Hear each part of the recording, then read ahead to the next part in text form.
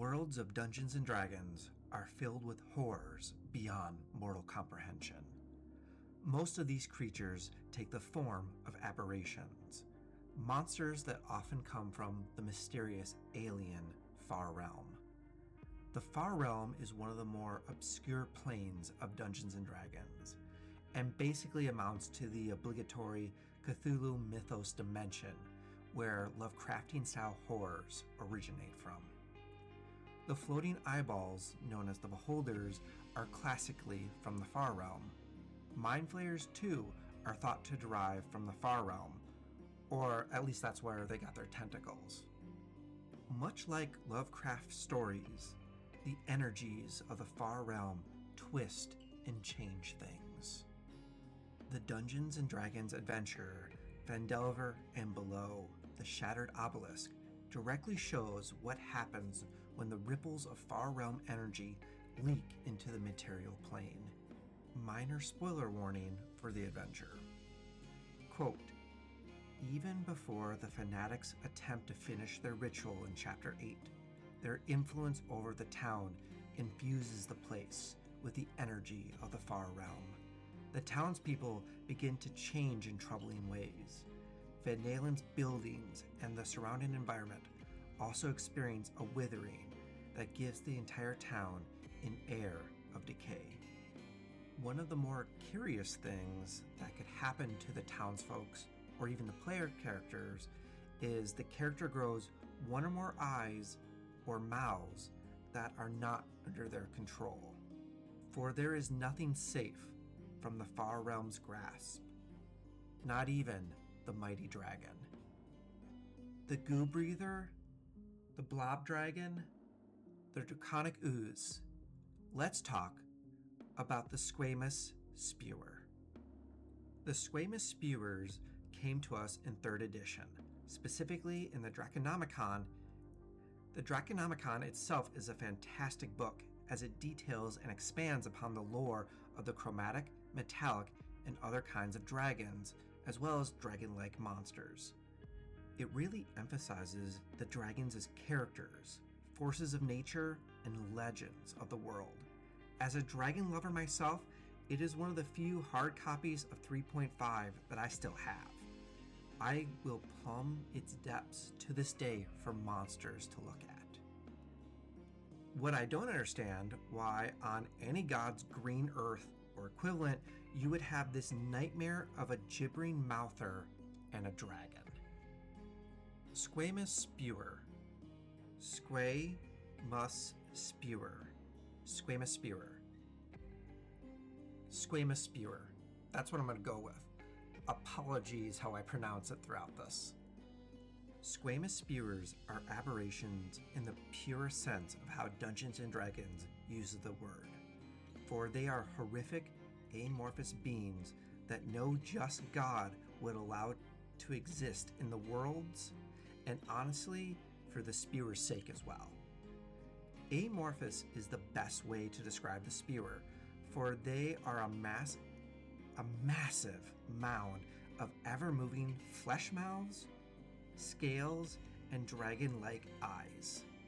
Like the gibbering mouther, even if the spewer isn't moving its body, it's constantly shifting as features like maws and eyes and talons and scales get reabsorbed back into the body and then new ones appear, all in the places mouths and eyes should not be.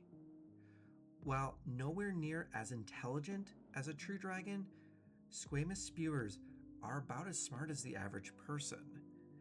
They take advantage of their brain power by being subterranean ambush predators, surprising their prey whenever possible as they change their colors to slightly better blend into their environment. They even speak Draconic, though apparently true dragons and Squamous Spewers absolutely despise each other, and I get why. As a dragon, these things are pure mockery, and as a Squamous Spewer, well, you're not a dragon. So where did these nightmares of draconic flesh come from? As the Squamous Spewers only appeared once in the 3rd edition Draconomicon, we have very little to go on and virtually nothing beyond the speculation about where they came from. Here's what we do know about them. First, Squamous Spewers, despite how they look, or perhaps because of it, have dragon ancestry in them. While in no way should they be considered a lesser dragon, since they are too much of an aberration, they do have more than a few similarities that can't be coincidence. Physically, Squamous Spewers are covered in draconic features, such as scales similar to metallic and chromatic dragons, as well as draconic-looking mouths and eyes.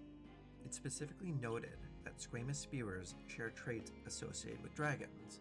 This includes immunity to paralysis, non-voluntary sleep caused by magic, and they have blind sight. Blind sight is interesting as it's not a common or even an uncommon feature of aberrations, probably because of, all the extra eyeballs. Many dragons, on the other hand, possess blind sight, enabling them to detect intruders or hidden foes. Squamous Spewers are capable of roaring, which produces a remarkably similar effect to the original 5th edition dragon's frightening presence, terrifying an area around the creature. And let us not forget the multitude of dragon-like breath weapons Squamous Spewers are capable of unleashing. Not just one elemental type, not just one shape of the breath either. Here, however, is kind of the biggest clue about the origin. Look at them. One of the theories that we get is that sages suppose that, because of their appearance, Squamous Spewers are perhaps related to the gibbering mouther. Focusing on the gibbering mouther, we have a creature very similar to the Squamous Spewer. Hailing from 1st edition, the gibbering mouther debuted in the C1 module Hidden Shrine of Takomachin back in 1980, and then was found in the Monster Manual 2. The name kinda says it all. As a creature made up almost exclusively of mouth and teeth, the gibbering mouther is perpetually hungry, devouring everything it came in contact with. And I mean everything, as they have no problem eating animals, rocks, plants, and of course, adventurers. Gibbering mouthers reproduce by asexual fission. They would split their amorphous bodies right down the middle whenever they consumed enough nutrients or biomass to support 2 bodies. Unsurprisingly, gibbering mouthers are not natural creatures, but rather created by wizards and cults. Imagine wizards playing God and creating a horrifying monster that gets unleashed onto the rest of the world. Imagine. 4th edition introduced the idea of gibbering beasts, basically additional gibbering creatures besides the mouther. These included the gibbering abomination and the gibbering orb. All gibbering beasts are united by being slimy, amorphous, ooze-like creatures covered in eyes and mouths, and eyes with mouths, and mouths with eyes. And there's a whole bunch of teeth where frankly they shouldn't be. All that means there is a precedence for other gibbering creatures. Now, in 4th edition, 4th edition actually switches up the gibbering origin to something almost as horrific as the creature themselves. A faceless corpse with weird and twisted bones is what's left behind when a sentient creature dies in an area touched by the far realm. That face literally pulls itself free and becomes a gibbering beast, most likely a gibbering mouther. 5th edition brings the creation of the mouthers back to evil wizards and perverted sorcery, but with one very interesting note. Gibbering mouthers are also composed of the liquefied matter of the creatures it has killed. It is the consumed prey of the gibbering mouther that howls gibberish, having gone mad after being consumed. Any living organism that the gibbering mouther devours, their eyes and mouths join the amorphous cacophony. With all of that, I think I have a pretty solid idea how the Squamous Spewer could have come about. No one did this on purpose. Wizards do insane things, but even the Squamous Spewer is a step out of bounds for them. Every victim consumed by a gibbering mouther adds another mouth and a pair of eyes to the mass of the beast's body. Only living prey will work for this. Gibbering mouthers eat anything living, and dragons are certainly living. I think a gibbering mouther got itself a dragon, and it was a true dragon, for a couple different reasons. First, the breath weapon the Squamous Spewer displays is that of a true dragon. More importantly than that, however, the body of a true dragon is inherently magical. For instance, dragon blood is potent enough to allow sorcerers to draw upon it for generations after having a draconic ancestor. Obviously, it wasn't an adult or even a young dragon, since that would have obliterated a gibbering mouther.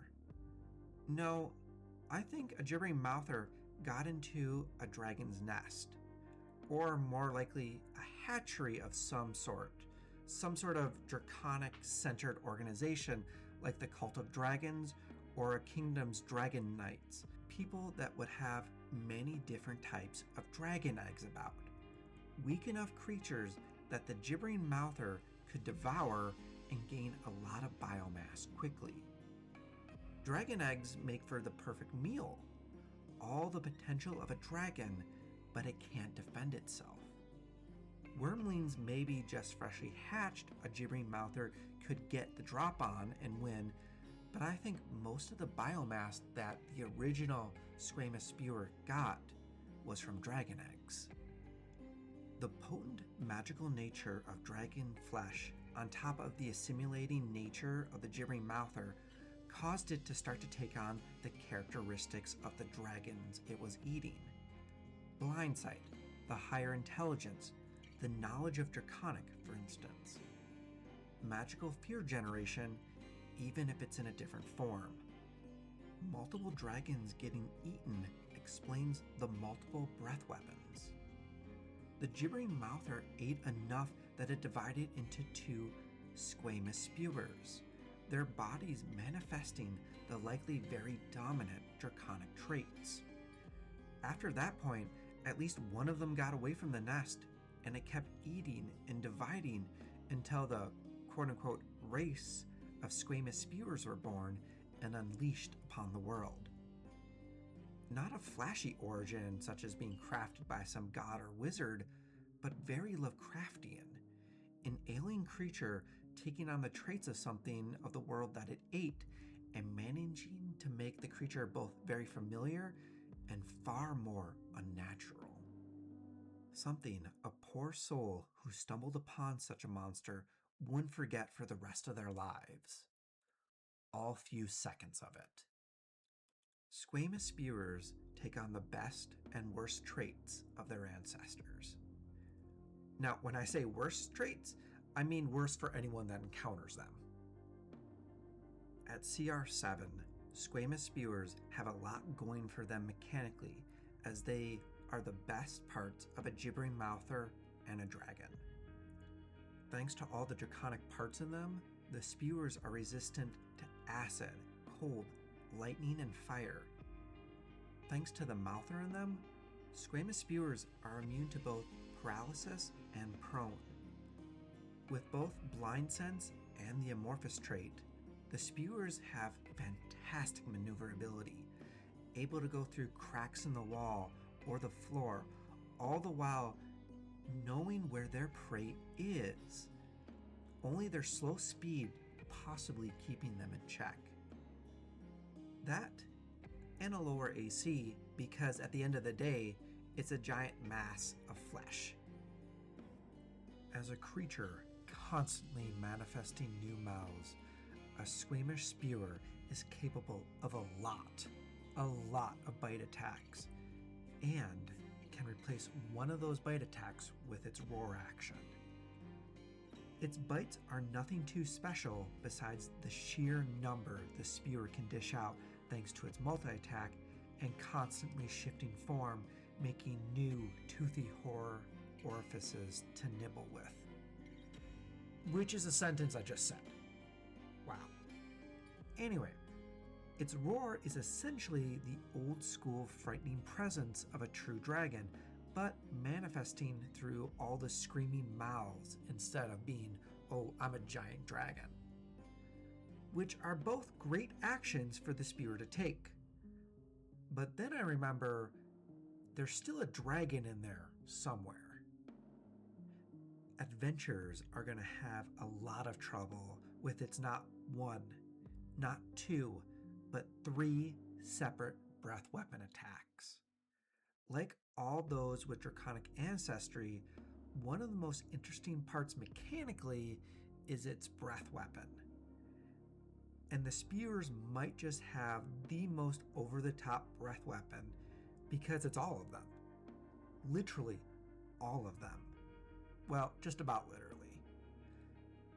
With its breath weapon action, a Squamous Spewer randomly determines which one of its 8 potential breaths it can unleash. These are divided into cone and line breaths of acid, cold, lightning, and fire. That means a roll could have the Squamous Spewer unleashing a cone of cold, a cone of lightning, or a line of fire. And quite possibly, all of those at the same time. Thanks to its many mouths, that means it can unleash a cone of cold, a line of cold, and a cone of fire all at the same time. As with any time you fight a dragon, you should keep your distance from your fellow adventurers. But this is especially true when facing a spewer because it can put all of those breath weapons in the same direction. Even if they all are random, both for damage and area, that is 24d6 of damage without counting saves or resistances. And you never know which of the 8 breath weapons are coming at you. Thankfully, it has a recharge of 5 or 6 like a normal dragon, so it's unlikely to be able to do that every turn. Probably. Hopefully for the players. In a fight, a Squamous Spewer will fight like a dragon of its level.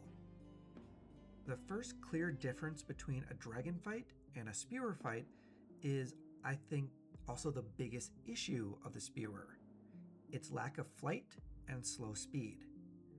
20 feet is not an impressive movement, especially with its bite attack being a mere 5-foot reach.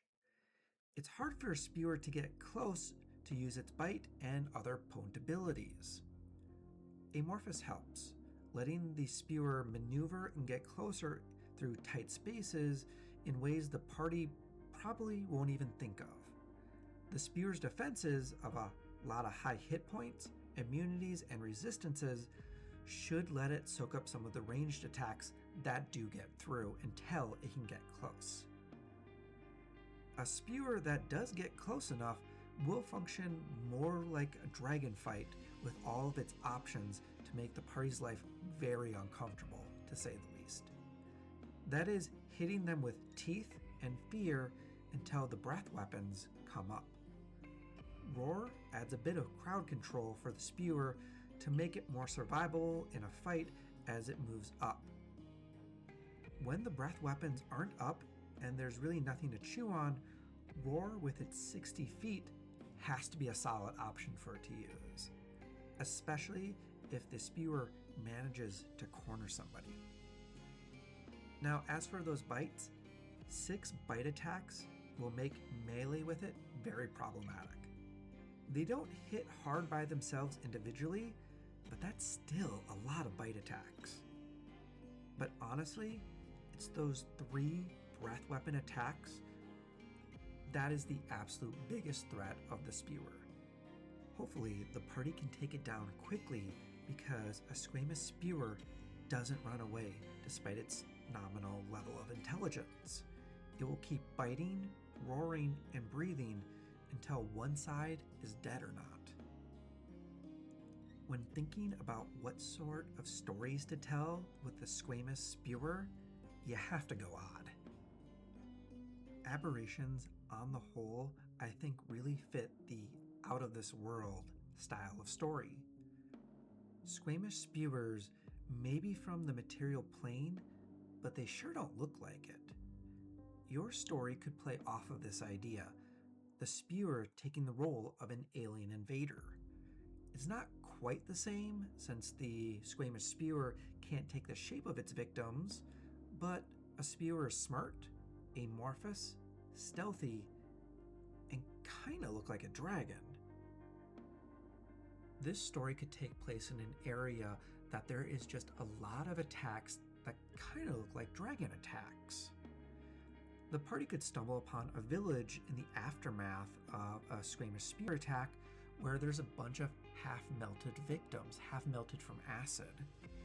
Everyone thinks it's a dragon attack. With that acid damage, it sounds like a black dragon. But as the party goes around, then they see victims that were turned into ash, or whose corpses are frozen. Never once does anyone suspect the Squamous spewer hiding in a water well beneath the village, though the party's investigation can point them that way. Imagine the party's surprise when instead of an evil dragon or a couple evil dragons, they instead find an ever-shifting monster. That sort of thing, I think, is the key to storytelling with this Squamous spewer. The utter bizarreness of the Squamous spewer is a massive boon, since you can make it appear as a dragon or a gibbering mouther, playing with the party's expectations. That way, they're never quite sure what they're about to face. Along those same lines, another story could be about rumors or stories about a dangerous creature that seemingly appears out of nowhere and unleashes what everyone calls dragon breath attacks. Clearly a dragon. The local city mayor is terrified that sooner or later this dragon that is clearly making their lair maybe the Underdark, maybe a mountain nearby, regardless, wherever it is, it's going to come out soon and start pillaging the city itself. The party is hired to track down and slay or drive off the dragon. Classic dragon hunt story. The problem the party has when they begin investigating and hunting down this dragon is, what type of dragon is it? They hear from one farmer who shows them their sheep herd that was melted by clearly a cone of acid. But a merchant later on tells tale of red dragon fire breaths. The party discovers evidence of a line of cold just outside what they think is the cave entrance to the dragon lair. While it appears like it could be multiple dragons, or maybe a wizard that's casting spells and causing trouble, it in fact is a Squamous spewer lying in wait. The party about to approach and face the very wrong encounter they are prepared for. Another story idea could be a Squamous spewer that is actually actively pretending to be a dragon. Not people mistaking it for a dragon, but it's trying to act like one. Perhaps in a long abandoned fort, there are signs of a dragon living there, and like a classic dragon story, the village offers food, gold, and maybe even victims to the quote-unquote dragon to appease it so it doesn't actually attack the village. In this case, the Squamous spewer is taking advantage of people's fear of it being an actual dragon. It's smart enough to be able to pull off this deception, I think. While spewers are all about eating, they do have normal intelligence and wisdom, which to me makes them capable of holding off their urges to run a ruse like this. If it plays its cards right, the village would only see signs of what it thinks is a dragon and the spewer just gets fat and happy because it's constantly getting fed by the village.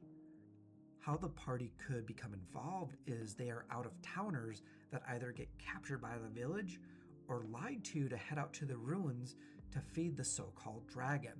Perhaps they have been sent out there to clear out kobolds or something, not expecting a dragon that the villagers think is there, so they're basically sending the party to die to feed the dragon.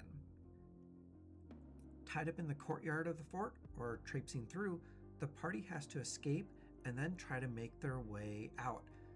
Perhaps they too are expecting a dragon, which means probably hiding in the ruins of hallways, tunnels, or even cellars, where the dragon would have a hard time finding them or facing them since it, can't fly, can't get all of its advantages. Places, however, where an amorphous dragon blob could ambush the party in those small, cramped areas, perfect for its breath weapons, coming from directions the party may not realize is possible. Another story idea could be out a Squamous Spewer that has gotten the taste for eating dragon eggs and wants more. This could take place in a kingdom that uses dragon riders with hatcheries, where the Squamous Spewer has found a way to crawl into the hatchery in ways that only an amorphous creature could manage. With something taking out dragon eggs, despite the hatcheries being locked down, the kingdom's at a loss, and the party has been hired to figure out what's going on. In their investigation, the fact that only an ooze-like creature could be the culprit is where they end up with perhaps a few other clues that don't quite match up. They see evidence of claws, which ooze creatures don't have. They may see evidence of dragon breath weapons, which again doesn't make sense because people would see a dragon. Since the Squamous Spewer is the one roaming about, the party could turn the tables on it and be the ones to lay a trap and lie in wait.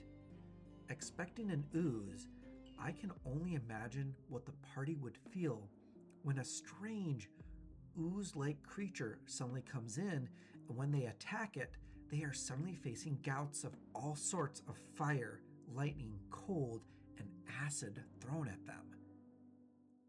I can imagine it's terror, most likely. And then the fire, and then the acid. The Squamous Spewer is not what I thought I would get when I pulled out the Draconomicon. I wanted a dragon, and I got a blob. A blob that spits fire. That might be what I like most about the Squamous Spewer, besides saying its name. It straddles the line between dragons and aberrations, which the two groups really do kind of play differently from each other. It plays with people's expectations about how the worlds of Dungeons & Dragons work. You hear about attacks that resemble a dragon, and you might think it's a dragon that needs slaying. Yet, behind these attacks is an ever-shifting blob of eyes, teeth, and scales spewing all sorts of fire, cold, lightning, and acid. Whoever came up with this horror? A madman, that's who. And I think we all owe them a huge thanks for showing us not even the mighty dragons are safe from the deep mysteries of D&D. And I think that is just neat, and I hope you do too. In the description, I have a link to a monster stat block for the Squamous Spewer updated to the 2024 edition of Dungeons & Dragons, ready for you to unleash upon your players. As we are a growing channel, if you found this interesting, please leave a like and a subscribe for all our future videos.